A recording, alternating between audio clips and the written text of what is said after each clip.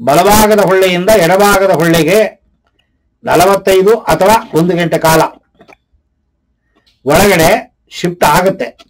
Shift ಆಗುವಾಗ 5 ನಿಮಿಷಗಳು ನಿಮ್ಮ ಬೆನ್ನು ಹುರಿಯ ಮಧ್ಯಭಾಗದಲ್ಲಿರುವ ತೂತ, ಅದನ್ನ ಸುಷುಮ್ನ ನಾಡಿ ಅಂತೀವಿ. 5 ನಿಮಿಷಗಳು ಸುಷುಮ್ನ ನಾಡಿಯಲ್ಲಿ ಉಸಿರಾಟ ನಡೀತಾ ಇರುತ್ತೆ. ಆಮೇಲೆ ಅದು ಪಕ್ಕದ ಹೊಳ್ಳೆಗೆ ಶಿಫ್ಟ್ ಆಗುತ್ತೆ.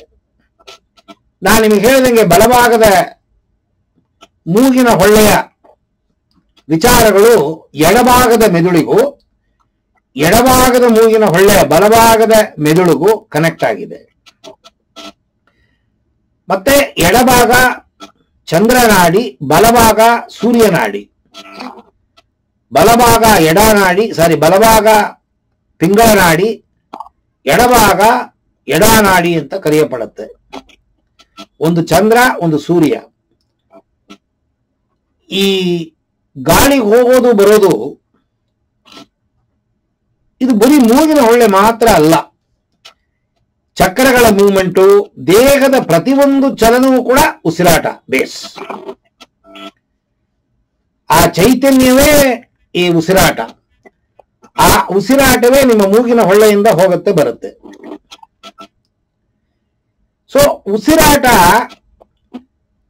ಈ ನಿಮ್ಮ ದೇಹದ ಹೊರಗಡೆ ಇರುವ ಆರ ಅದಕ್ಕೆ ಸಂಬಂಧಪಟ್ಟಿದೆ. ಈ ಉಸಿರಾಟ ನಿಮ್ಮ ಚಕ್ರಗಳಿಗೆ ಸಂಬಂಧಪಟ್ಟಿದೆ. ಈ ಉಸಿರಾಟ ನಿಮ್ಮ ಗ್ರಂಥಿಗಳಿಗೆ ಸಂಬಂಧಪಟ್ಟಿದೆ. ಈ ಉಸಿರಾಟ ಪ್ರತಿಯೊಂದು ಸೆಲ್ಗಳ ಚಟುವಟಿಕೆಗೆ ಸಂಬಂಧಪಟ್ಟಿದೆ. ಸೊ ಹೊರಗಡೆ ಹೊರಲೋಕದಲ್ಲಿ ಏನು ವಿಚಾರಗಳು ನಡೆಯುತ್ತೆ, ಆ ವಿಚಾರಗಳಿಗೆ ತಕ್ಕಂತೆ ನಿಮ್ಮ ಮನಸ್ಸಿನ ಭಾವನೆಗಳು ಬದಲಾವಣೆ ಆಗತ್ತೆ. ಅದಕ್ಕೆ ಮೂಲ ಕಾರಣವೇ ಉಸಿರಾಟ. ಈ ಉಸಿರಾಟ ನಿಮ್ಮ ಭಾವನೆಗಳನ್ನ ಸಮತೋಲನವಾಗಿ ಇರುವಂಗೂ ಮಾಡುತ್ತೆ, ನಕಾರಾತ್ಮಕವಾಗಿ ಕೆಲಸ ಮಾಡೋಂಗೂ ಮಾಡುತ್ತೆ, ಸಕಾರಾತ್ಮಕವಾಗಿ ಕೆಲಸ ಮಾಡೋಂಗೂ ಮಾಡುತ್ತೆ.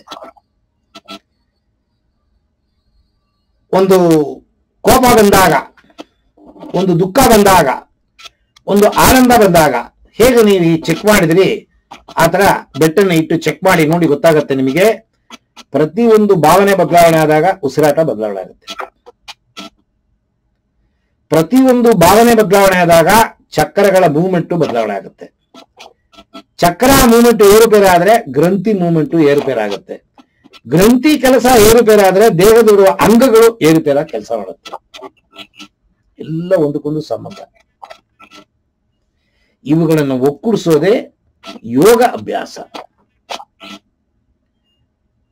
ಸಮತೋಲನವಾಗಿ ಪ್ರತಿಯೊಂದು ಕೆಲಸ ಮಾಡಿದ್ರೆ ಮಾತ್ರ ನಿಮ್ಮ ಕುಂಡಲಿನಿಯನ್ನ ಆ ಪೆರಿನಿಯಂ ಪಾಯಿಂಟ್ ಮೂಲಾಧಾರ ಚಕ್ರದಿಂದ ಬಿಡುಗಡೆ ಮಾಡಿ ಸಹಸ್ರಾರ ಚಕ್ರದ ಮೂಲಕವಾಗಿ ಭಗವಂತನ ಜೊತೆಗೆ ಸೇರ್ಸಕ್ ಸಾಧ್ಯ. ಆಸೆಗಳು ಬಂಡಿಗಟ್ಟಲೆ ಇಟ್ಕೊಂಡು ನಾ ಧ್ಯಾನ ಮಾಡ್ತೀನಿ ಅಂತಂದ್ರೆ ಧ್ಯಾನ ನಡೆಯುತ್ತೆ, ಧ್ಯಾನದ ಅನುಭವ ಆಗುತ್ತೆ, ಆದ್ರೆ ನಿಮಗೆ ಭಗವಂತ ಸಿಗಲ್ಲ.